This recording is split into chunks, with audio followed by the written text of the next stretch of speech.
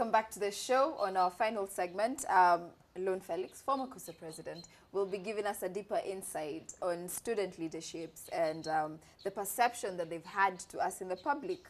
And at the beginning, we talked about the discrepancy and why we have student leaders in Hong Kong pushing forward national framework policies, and in Kenya, we don't have that coming out as much.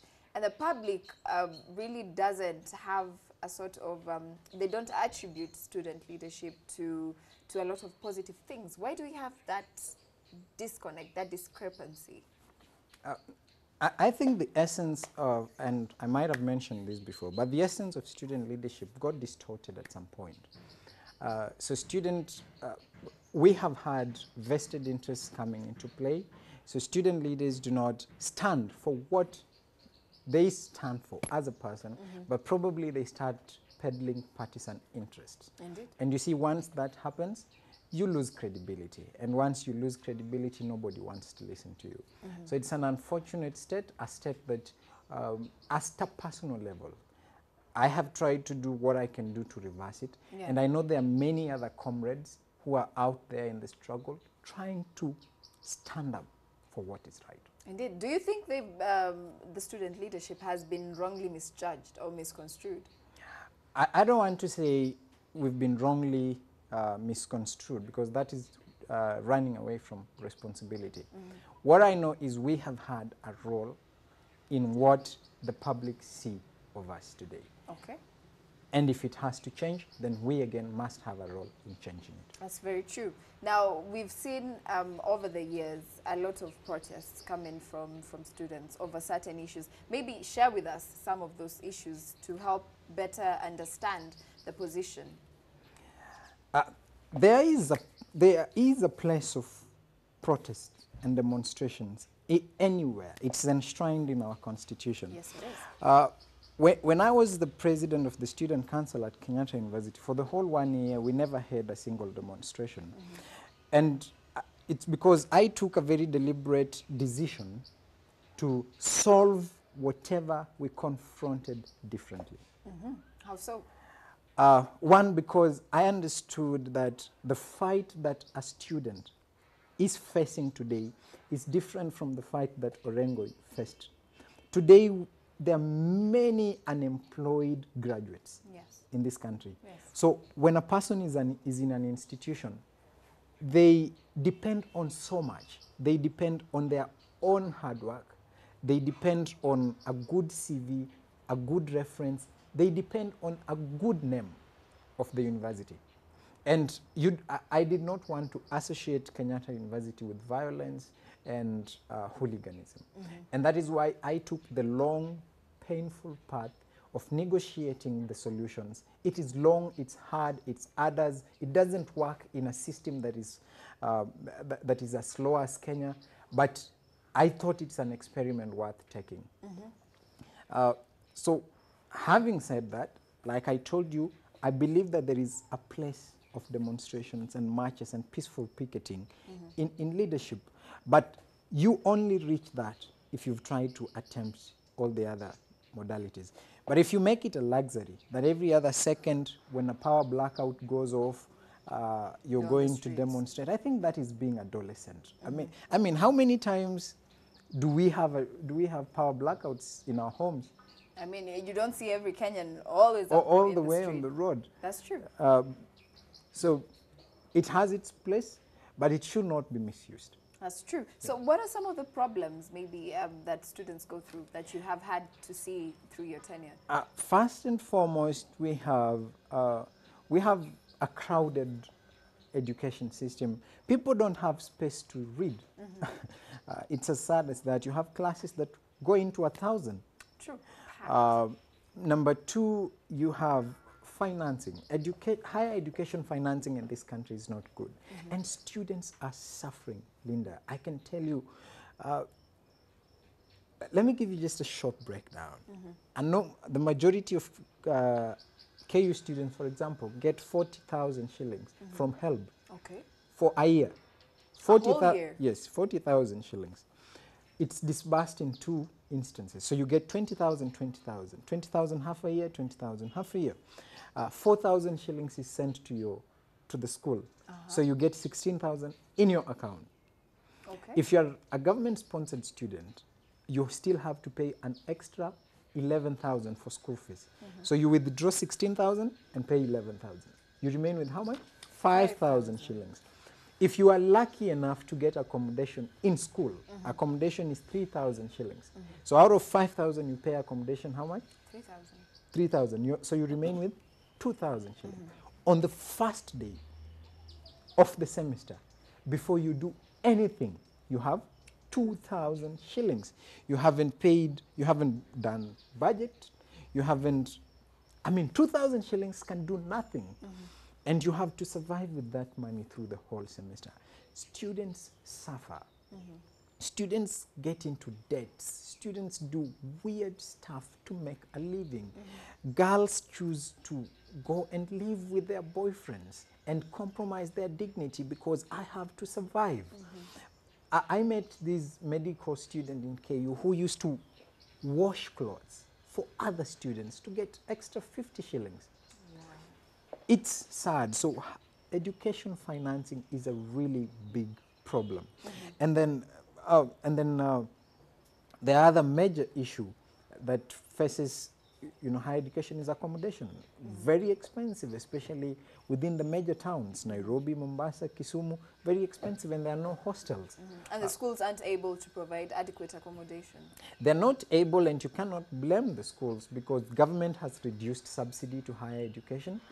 There was a policy change, so admission is not pegged to bed capacity. So a university is allowed to admit as many people as it can hold without caring where those people are going to stay.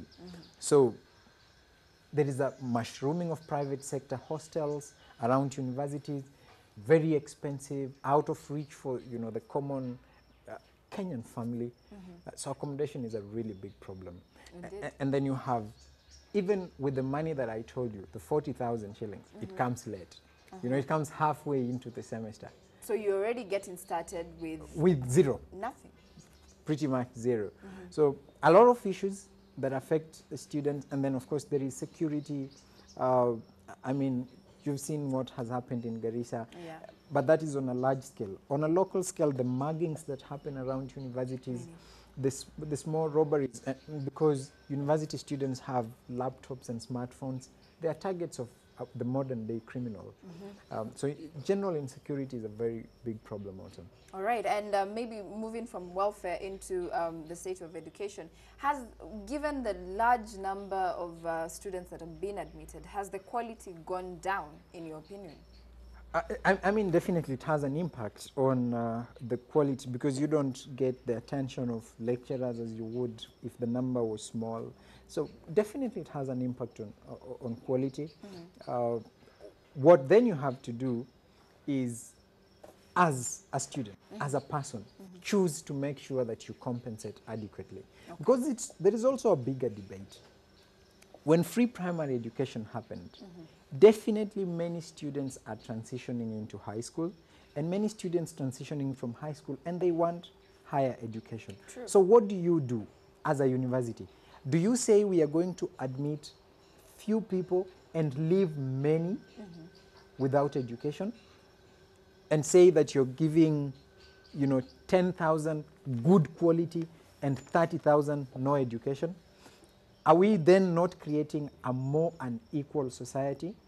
So some of these things are sacrifices that will have to be made, but I think the system also needs to fix our policy framework. That's very so true. that anytime you have many people transitioning from high school, you also have a commensurate increase in the capacity of our universities to hold these people. What about also on the quality, the issue of half-baked graduates? This has been a complaint out there from many employers. Is it the students' fault? Is it the university and higher education institutions' fault?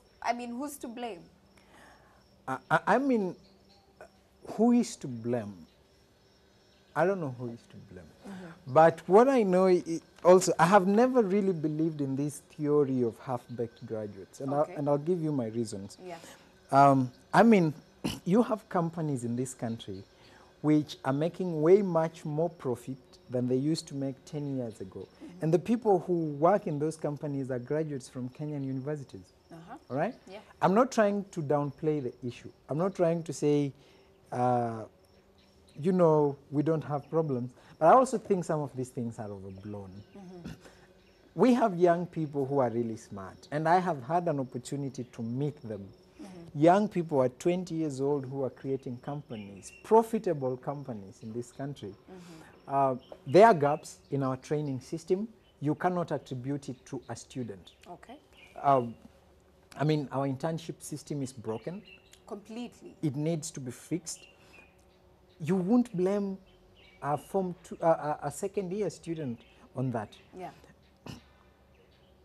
I think I now know who to blame. Okay. Share with us. The system needs to be fixed, and the government should be in charge, and they should come up with a proper internship framework.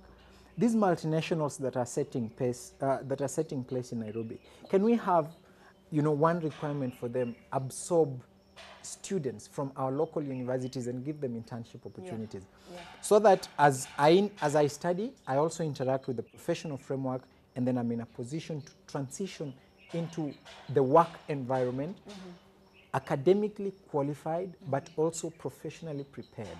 That's very true.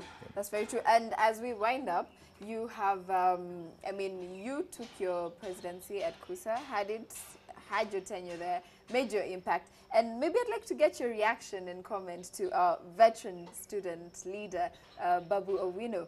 I mean, he's still in office as leader. Does this mean that there's more to being the student leader? Are there many perks that maybe we're not aware of?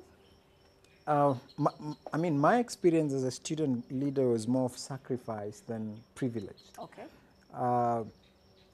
I had to sacrifice my time.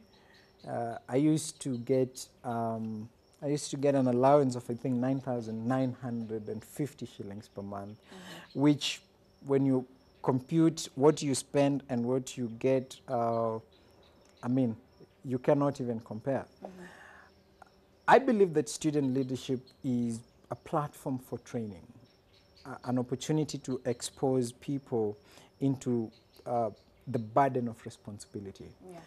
I wouldn't run again to be president because somebody else deserves to be there and they deserve to have their own contribution. That's my view. All right.